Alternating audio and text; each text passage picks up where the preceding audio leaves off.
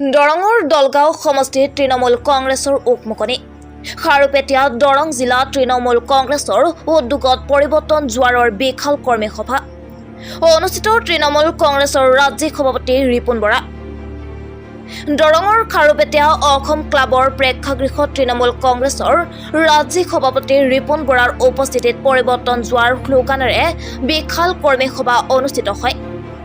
বৰাই উপস্থিত কৰ্মীসকলৰ উদ্দেশ্যে দলটোৰ সাংগঠনিক স্থিতি মজবুত কৰিবলৈ আহ্বান জনোৱাৰ লগতে শাসনাধিষ্ঠ বিজেপি চৰকাৰক তীব্ৰ সমালোচনা কৰি কয় যে গণতন্ত্ৰৰ এখন দেশত মোদী তথা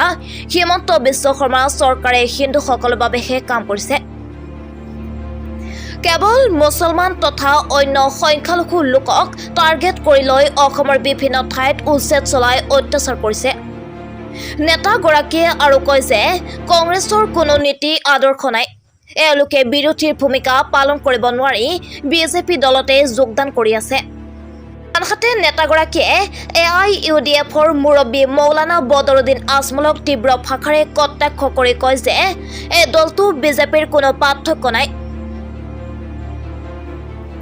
দলটোৰ মুৰব্বীয়ে মুখ্যমন্ত্ৰী হিমন্ত বিশ্ব শৰ্মাক সৰ্বকাল শ্ৰেষ্ঠ মুখ্যমন্ত্ৰী আখ্যা কাৰ্যৰ ধিক্কাৰ দি কয় যে যিগৰাকী মুখ্যমন্ত্ৰী মূল্যবৃদ্ধি ৰোধ কৰিব পৰা নাই যিগৰাকী মুখ্যমন্ত্ৰীয়ে অসমৰ সাৰ্বভৌমত্ব ৰক্ষা কৰিব পৰা নাই তাক কি ভিত্তিত কোৱা হয় শ্ৰেষ্ঠ মুখ্যমন্ত্ৰী বুলি তেওঁ কয় যে বৰ্তমান বিজেপি গ্ৰোথ তথা পৰাজিত কৰিব পৰা এটাই দল আছে সেইটো হৈছে পশ্চিম বংগৰ মুখ্যমন্ত্ৰী মমতা বেনাৰ্জী তৃণমূল কংগ্ৰেছ দলটোক আমি সকলোৱে আঁকোৱালি লৈ অসমতো চৰকাৰ গঠন কৰিব লাগিব বুলি কয় ৰিপুন বৰাই উল্লেখ্য যে কৰ্মী সভাৰ পূৰ্বে ৰিপুন বৰাৰ উপস্থিতিত খাৰুপেটীয়া টাউনৰ মাজমজিয়াত এটি প্ৰতিবাদী কাৰ্যসূচী অংশগ্ৰহণ কৰে তেওঁ অত্যাধিক বিদ্যুৎ বিল স্মাৰ্ট মিটাৰৰ নামত দৰিদ্ৰ হাৰাশাস্তি লুণ্ঠনৰ অভিযোগ উত্থাপন কৰে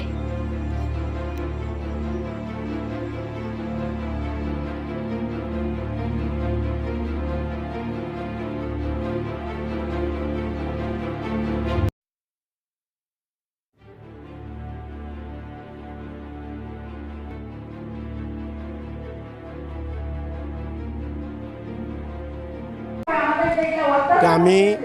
অসম তৃণমূল কংগ্ৰেছে আজি এটা বছৰ ধৰি আমি গোটেই অসমত ঘৰে ঘৰে তৃণমূল কংগ্ৰেছক আমি লৈ যাব বিচাৰিছোঁ আৰু তাৰ কাৰণে আমি বিভিন্ন কাৰ্যসূচী লৈছোঁ আৰু সেই কাৰ্যসূচীবিলাকৰ এটা অংশ হৈছে কৰ্মী সন্মিলন আমি জিলাই জিলাই কৰ্মী সন্মিলন পাতিছোঁ আৰু আজি আমাৰ যোৱা জুন মাহৰ 1 তাৰিখৰ পৰা বিভিন্ন জিলাত আমাৰ কৰ্মী সন্মিলন চলি আছে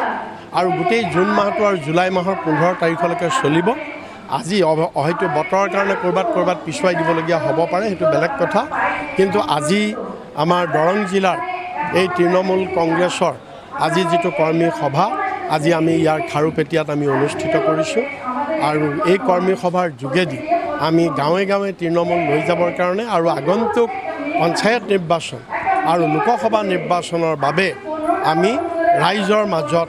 আমি সজাগতা সৃষ্টি কৰিবৰ কাৰণে আৰু ৰাইজক সংগঠিত কৰিবৰ কাৰণে আমি এই কাৰ্যসূচী লৈছোঁ পঞ্চায়ত নিৰ্বাচন যেতিয়া চৰকাৰে ঘোষণা কৰিব আমি তৃণমূল কংগ্ৰেছে সমগ্ৰ অসমত আমি সকলোতে আমি পঞ্চায়ত নিৰ্বাচনত প্ৰাৰ্থী আমি প্ৰক্ষেপ কৰিম আমি সকলোতে কৰিম সেইমতে আমাৰ প্ৰস্তুতি চলি আছে